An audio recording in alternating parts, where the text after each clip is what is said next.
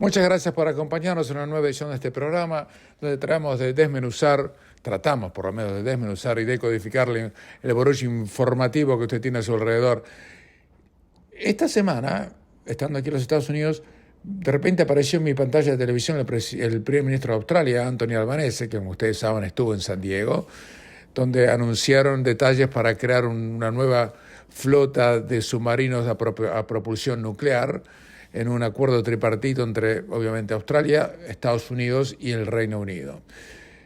Va a ser la primera vez que Australia va a tener submarinos nucleares, por lo menos 3 de los Estados Unidos, y van a crear una nueva flota para, obviamente, enfrentar a China. Para eso está, no van a crear la flota para ir a pescar mojarrita, ni mucho menos.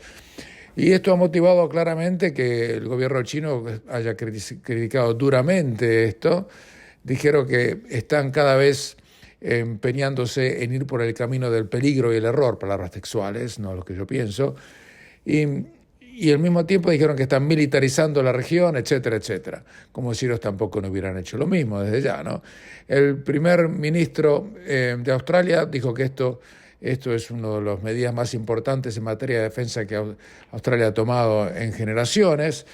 El país va a ser el segundo, después de Gran Bretaña, de recibir la tecnología de propulsión nuclear más sofisticada que existe en el mundo, y que a partir del año 2027, tanto Estados Unidos como Gran Bretaña tendrán un pequeño número de submarinos nucleares en la costa occidental de Australia, en Perth, antes de que Australia en este caso, pueda comprar los 3 modelos de submarinos nucleares que van a ser hechos en Virginia, será en Virginia Class Submarines, es el nombre, que van a estar disponibles siempre para el 2030. El resto va a estar para la época del 2040. Todo esto fue anunciado con bombos y platillos, incluso hubo bastante cobertura aquí en los Estados Unidos de eso. En Australia fue mucho mayor la cobertura, también fue grande en Gran Bretaña. Y el presidente Biden dijo que los 3 países están comprometidos a asegurar una región Indo-Pacífica que sea libre y abierta, y que esta nueva sociedad va a mostrar cómo las democracias pueden crear seguridad y prosperidad, bla, bla, bla, bla.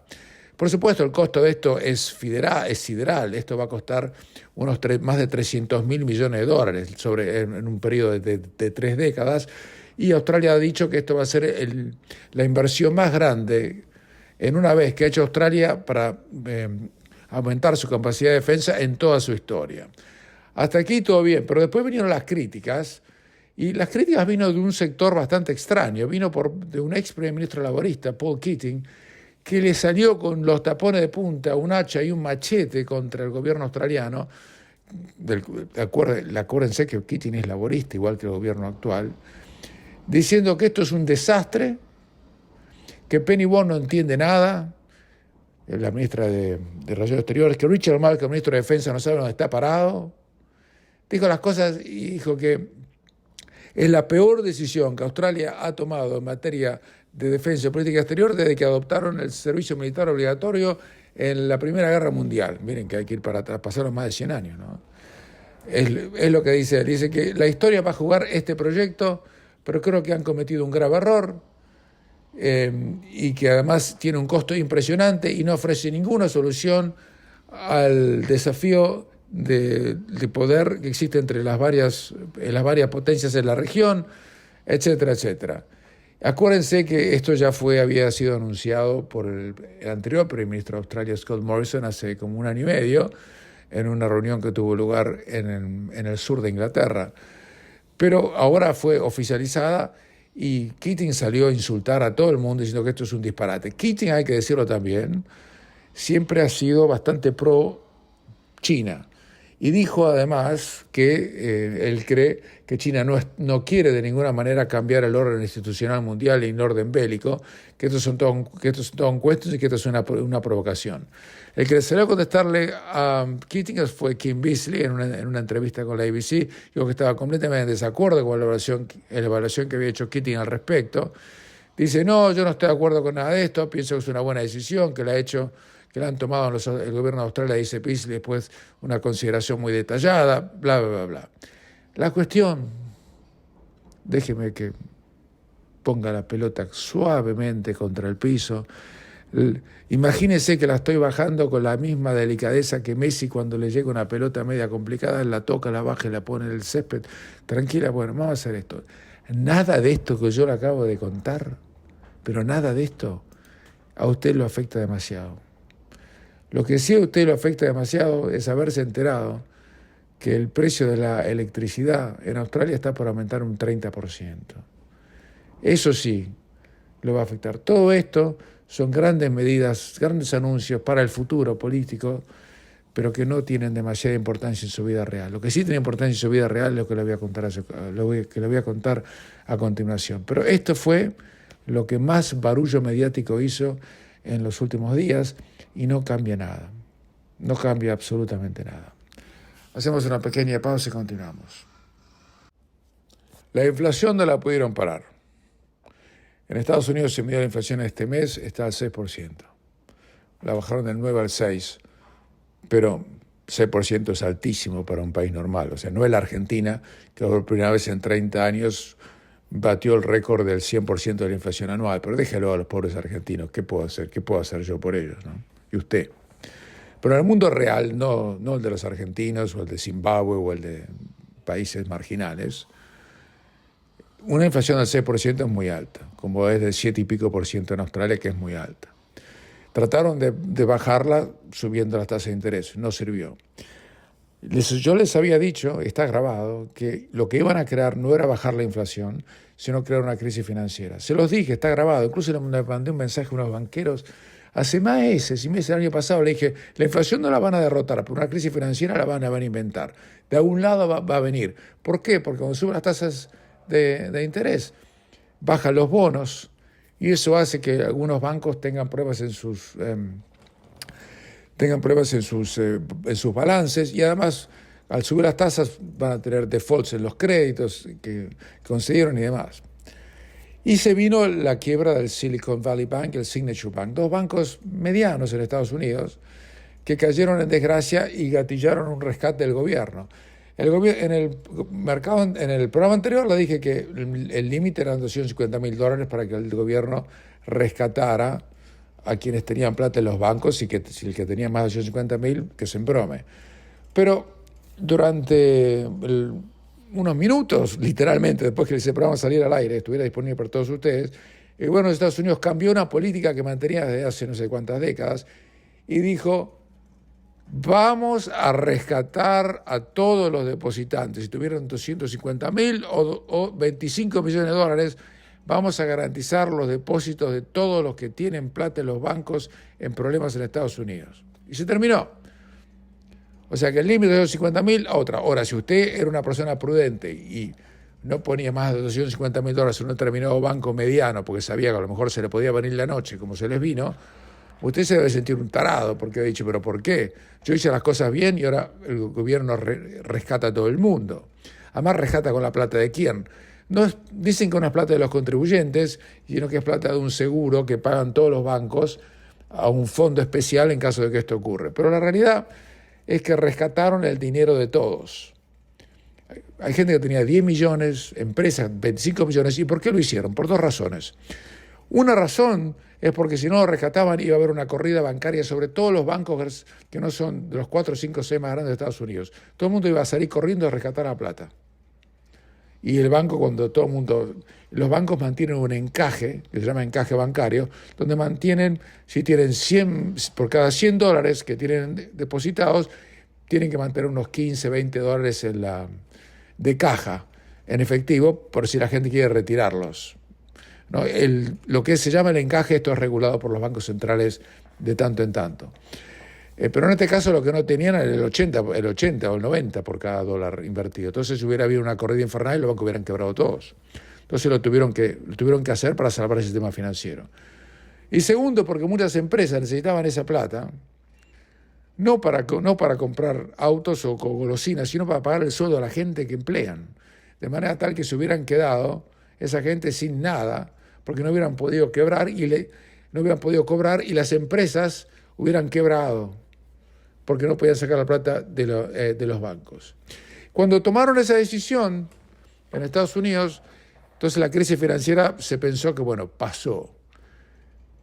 Algo de calma hubo en los mercados, el lunes, el martes, pero hace pocas horas un cataclismo. El banco Credit Suisse, uno de los más grandes del mundo, y que acumula 5 trimestres de pérdidas consecutivas, volvió a sufrir la desconfianza luego de que uno de los principales accionistas, un fondo saudí, que tiene el 10% de las acciones de Credit Suisse, dijo, ahí no pongo más plata. Y cuando dijeron eso, se armó la trifulca bárbara. Porque las salidas de clientes en el cuarto trimestre ascendieron a 120.000 millones de dólares con el Credit Suisse. El Credit Suisse no es el Signature Bank, es un banco mucho más grande.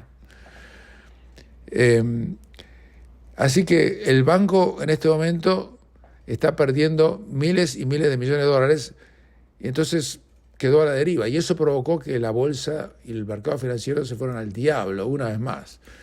Esto mire, las acciones del Credit Suisse bajaron, no sé, un 30%, una cosa así. Y está en este momento en el nivel más bajo de toda la historia por segundo día consecutivo, ¿no? Llegaron a bajar más del 30% y después del 30% bajaron al 2.5% más. En Estados Unidos las acciones del Credit Suisse que cotizan también en Estados Unidos bajaron al 21%. Eso provocó un efecto dominó y todas las acciones de todos los bancos empezaron a bajar, no el 20%, pero el 4%, el 5%, porque hay confianza en el sistema financiero. Ahora, esto es lo que se conoce en la jerga habitual de los mercados financieros como un cisne negro, un black swan. Mira, la verdad que no. Porque si yo, sentado en mi casa, había de alguna manera imaginado que esto podía pasar, quiere decir que otros que son mucho más inteligentes que yo y que trabajan profesionalmente en esto todos los días de la semana, con plata de otros, no la de ellos en muchos casos, tenían que haber llegado a la misma conclusión. Y lo que ha ocurrido ahora es que tenemos un mercado financiero que no es lo mismo que en el 2008, esto no es lo mismo, no está para panicarse como era antes, pero el problema es que la credibilidad del sistema financiero está en duda. Y además existe otro tema. ¿Pueden seguir los bancos centrales continuar con el aumento de tasa de interés si los bancos no pueden soportarla y provoca una crisis financiera mucho peor que la inflación? Es la duda. Entonces, ¿qué va a pasar el 24 de marzo próximo cuando la Federal Reserve en Estados Unidos tenga que decir si aumenta o no aumenta la tasa o por cuánto? ¿La aumentará a 0,25, 0,50? ¿Hará una pausa como dicen que van a hacer en Australia? No lo puede saber nadie. Alguna especulación, les cuento, es que dicen que en Australia van a parar la suba de tasas, porque si no, nadie va a poder comprar una casa nunca debido al enorme costo de los mismos. Y eso va a motivar una diferencia muy grande entre la tasa de interés en Estados Unidos y la tasa de interés en Australia, lo que hará que el dólar australiano baje mucho más de valor y puede llegar a estar debajo de los 60 o de los 55 centavos. Ahora está a 66. La verdad que no lo sabe nadie eso. Nadie, absolutamente nadie. Es una posibilidad. Yo no creo que pase, porque yo creo que las tasas de interés en Estados Unidos no las van a poder dejar de subir. Porque con la tasa de interés al 6% y un mercado laboral saludable como tiene hoy por hoy, la inflación va a continuar. La cuestión es que esto, vuelvo a poner la pelota contra el piso, esto si a usted lo afecta, no es como la anterior, esto lo afecta en serio, porque sus cuentas de jubilación, su cuenta de retiro, su superannuation, pensión, inversiones y todo lo que viene alrededor, sí tiene que ver con esto. Y esto ya, yo creo, en mi opinión modesta, es que esto no es una crisis económica, sino es una crisis de vacío político. Porque no tenemos realmente detrás de los escritorios donde se toman las grandes decisiones gente de gran pensamiento a mediano y largo plazo. Uno espera que que Donald Trump desaparezca en el horizonte político de los Estados Unidos para siempre y del mundo, pero tampoco por eso uno tiene que pensar que la administración Biden en Estados Unidos ha sido realmente lo mejor que le podía haber pasado a este país, que es el país más importante del mundo en materia económica y demás. como tampoco pienso que el gobierno laborista hoy en día está a la altura de las circunstancias en Australia, ya que se les ha disparado el costo de la electricidad. El 30%, muchachos, el 30%. Yo no sé realmente si van a salvar al mundo así. Yo creo que no, pero a usted no sé quién lo va a salvar. Porque usted no va a poder pagar el 30% más por electricidad si usted es pensionado o si usted vive con un sueldo, un salario normal. Es imposible. Pero siguen así. No hay uno no ve absolutamente nada de que pueda cambiar la tendencia. Y además lo que ha pasado en los mercados financieros en realidad es injusto. Porque uno dice, dos bancos me hicieron mal las cosas, tuvieron que rescatar a todos los depositantes, y usted que era ejecutivo de un banco importante, y usted que hizo las cosas bien, ahora lo pone en la misma bolsa que todos los demás. Y mire, no era que las reglas no estaban para ser cumplidas. Si yo sé lo que usted piensa, eso es así.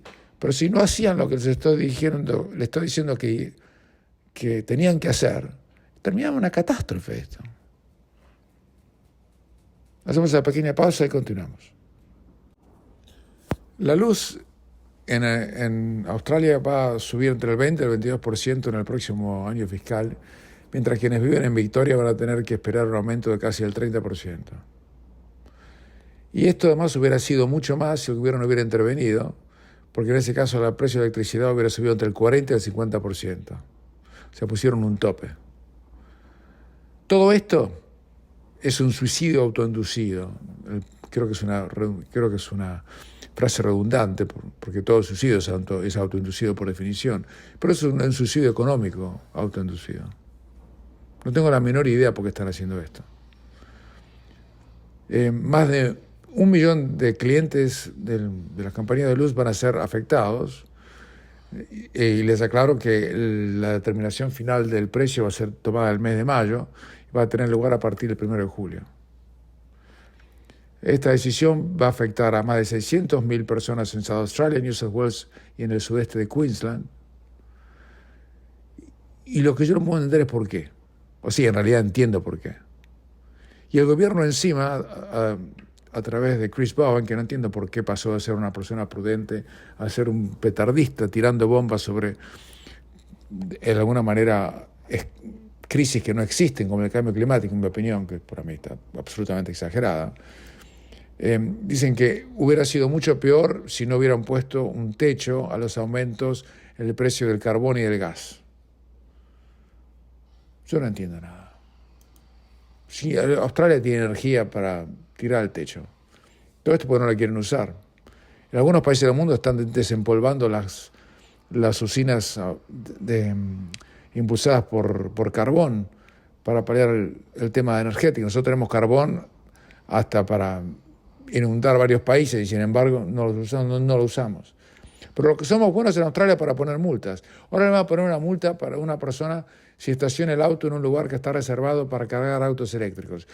Si usted pone su Ford Fiesta o lo que sea en un lugar donde cargan autos eléctricos, le ponen una multa. Pero a mí lo que siempre me divirtió y me indignó al mismo tiempo de Australia es el nivel de las multas. Una multa por poner en el auto normal, en donde se carga un auto eléctrico, le va a costar en Canberra, por ejemplo, $3.200 de multa. ¿Cómo van a poner una multa por $3.200? ¿De dónde sacaron ese número?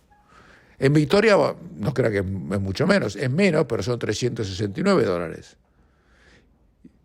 Y estos dicen que es para hacer que la gente pueda cargar autos eléctricos sin inconvenientes. En New South Wales la multa va a ser de $2.200. Y en Queensland la multa va a ser de $2.875.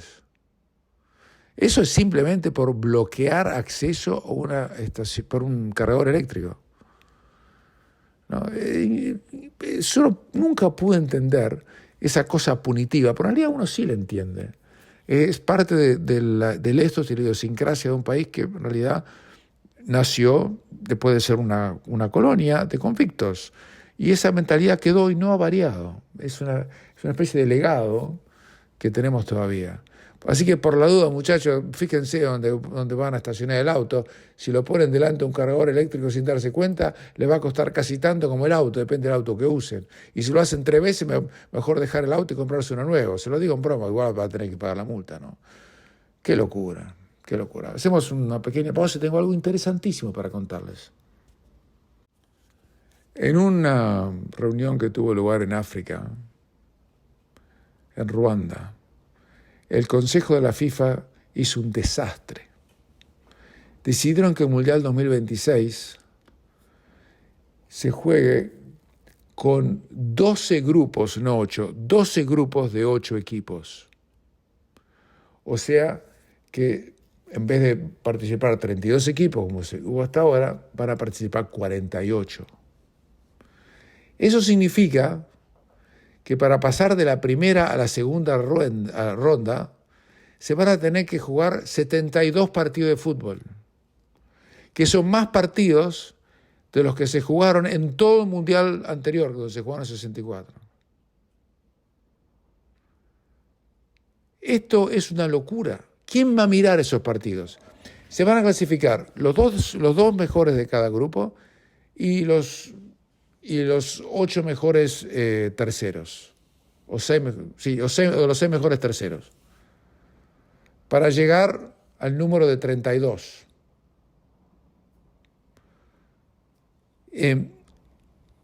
Y para eso se va a jugar un mes de fútbol, para eliminar de 48 a 32 equipos.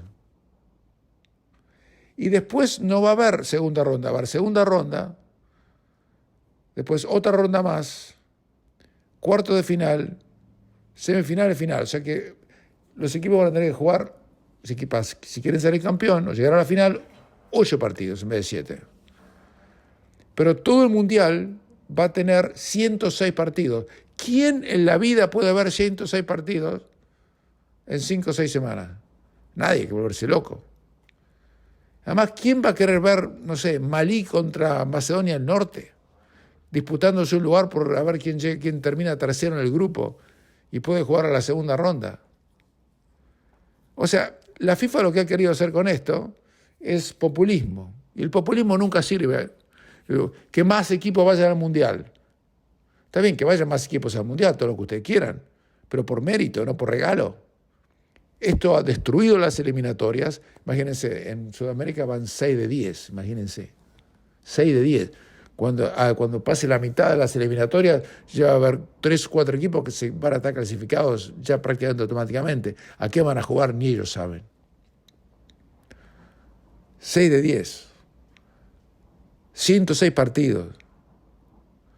Ellos dicen, bueno, de alguna manera vamos a tener más audiencia televisiva. Yo creo que están equivocados, van a tener menos. La gente no va a mirar eso. Van a seguir los partidos, usted va a seguir el partido de su país preferido y de los 3 o 4 más. El resto ni se va a enterar, ni va a querer ni saber. No va a querer ni mirar los goles.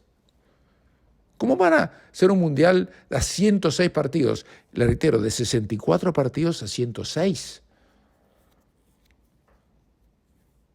Imposible. ¿Y para qué hacen esto? Porque, claro, los países africanos, que son 54, votan. Y Infantino quería ser reelecto, fue reelecto por unanimidad, no hubo candidato de oposición. Y en África, para la FIFA, cada país, sea Burundi, que nunca ganó nada, o Argentina, que ganó 3 mundiales, o Brasil, que ganó 5, cada voto vale lo mismo. Y tú mira, bueno, democracia. No, eso no es democracia.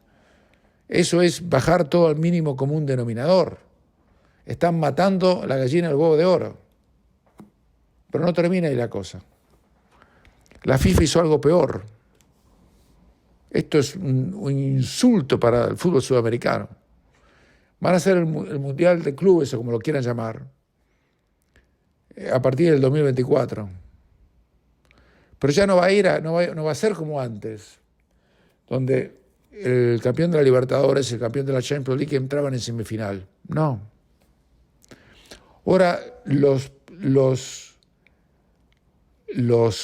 que están dentro de las confederaciones van a jugar un torneo entre sí, o sea, el de África, el ganador de África, el ganador de Asia, el ganador de Oceanía, el ganador de la Sudamérica van a jugar un campeonato entre sí y el ganador juega contra el jefe supremo, el campeón de la Champions League. O sea que el ganador, el que gana la Champions League va a estar sentado esperando que las otras 5 confederaciones del mundo, hay 6 en total, se disputen un torneo entre sí para que después tenga la posibilidad de jugar contra quien sea, el Real Madrid, el City, lo que fuese. O sea, esto ha degradado al querido y exitoso fútbol sudamericano a categoría B.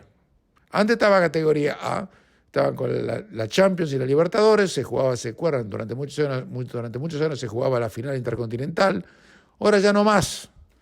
Ahora el ser campeón de la Libertadores es lo mismo que ser campeón de la Copa de África o de la Copa de Asia o de la Copa de Oceanía, o que ustedes quieran. Pero lo interesante de esto es que esto fue oficializado por la FIFA y avalado por la Confederación Sudamericana de Fútbol, la CONMEBOL. Votaron a favor ellos mismos del descenso.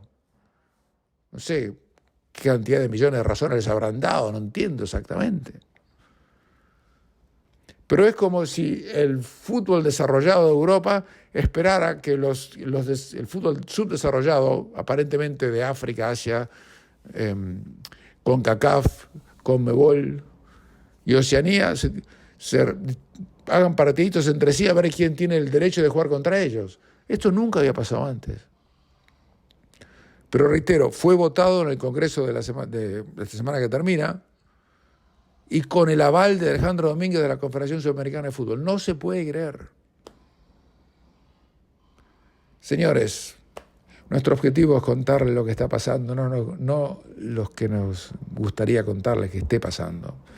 Y esto es bastante feo. Realmente el próximo Mundial va a ser un bodrio total. Se va a jugar por la zona donde yo estoy viviendo ahora.